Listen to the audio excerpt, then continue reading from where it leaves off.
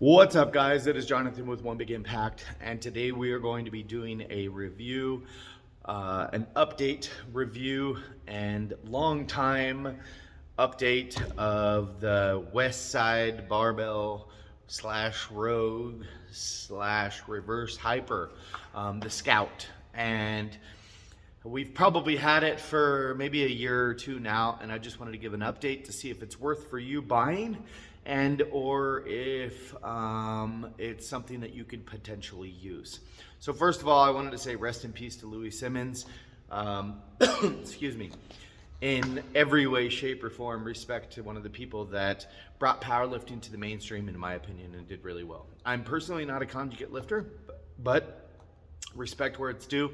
And to anybody out there that is powerlifting, keep lifting heavy and stay injury free as long as you can. All right, so this is the Westside Barbell Rogue Hyper. And I say that because obviously if you don't know the history of the reverse hyper, I would assume, according to what history says, Louis Simmons came up with this because of a back injury, multiple back injuries that he had, and then Rogue later on, bought the rights of it and everything and started mass producing it. So obviously he was mass producing it. Now, the difference between this item and a regular reverse hyper, the first huge outlier is the fact that the footprint is way smaller on this, okay?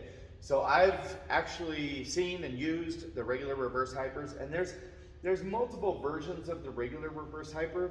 You don't see them as much as you would just the regular reverse hyper, but they are out there. So they have ones that like hinge at the bottom and stuff, but they're not super common. They're hard to find. So the Scout folds up. It does.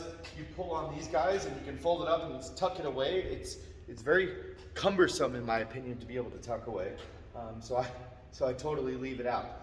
The reverse hyper in itself, in my opinion, is extremely freaking uncomfortable, especially if you got a belly. If you got a belly, you're literally like shoving into it. It's really not comfortable. In my opinion, you can't really focus on the exercise as much as you can the pain. The one thing that I do like about it, that it has different adjustment handles. Okay, I like that it has two adjustment handles. So if you're bigger, I tend to have people use the one that's a little more upright, so you can keep your body up a little bit and you're not putting so much pressure on your stomach. And in addition to that, it does have a little foot pedal here. I do wish it had 2 foot pedals, and I do understand it's just one so that you can put your leg in there. And it is a budget item, so it's whatever. This little pin broke off, but I really haven't worried about it too much.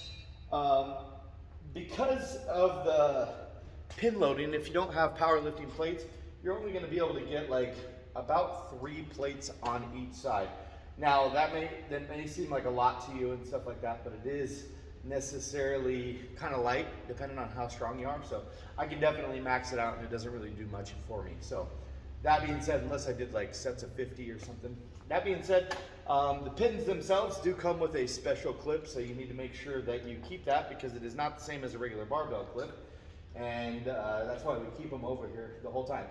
The pad itself is amazing. I love the thickness. I use this piece of equipment more so as a desk than I do anything, and it works really well as a desk. It is a little bit of a dust collector, but if you have any kind of back issues or you want to put in some more posterior chain work, I think it's a great exercise. It's a great machine for multiple things. You can either do it to be able to get more oxygen and flow inside your back, or you can do it to strengthen the posterior chain and go a little bit heavier and use some time under tension. So that being said, do I think it's worth it? Right now at this point, I don't. I don't actually think the reverse hyper is necessarily the greatest machine in the world. And that's no offense to Louis Simmons or anything like that. But I think, in my personal opinion, you can get some stuff out of Good Mornings, some heavy RDLs, stuff like that. So it's not super my favorite or anything like that. Maybe at a later point my opinion will change. I don't know. Would I buy it again? No. I wouldn't. And it's not because it's a bad machine.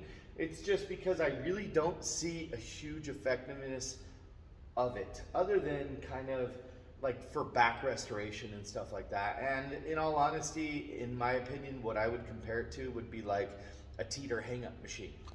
I know that sounds shitty, and it's no offense against people that love this machine.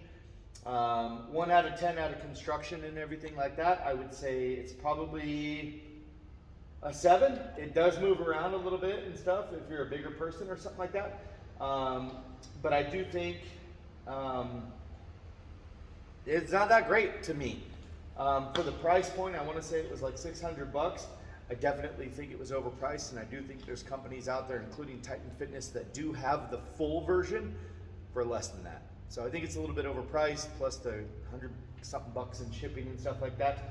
So would I buy it again? No. Do I think it's a great machine? It's pretty well built, but I think honestly it's kind of a useless exercise. Everybody's gonna hate me for that, but that's what I'm saying. If you have any questions, please feel free to ask. Bye.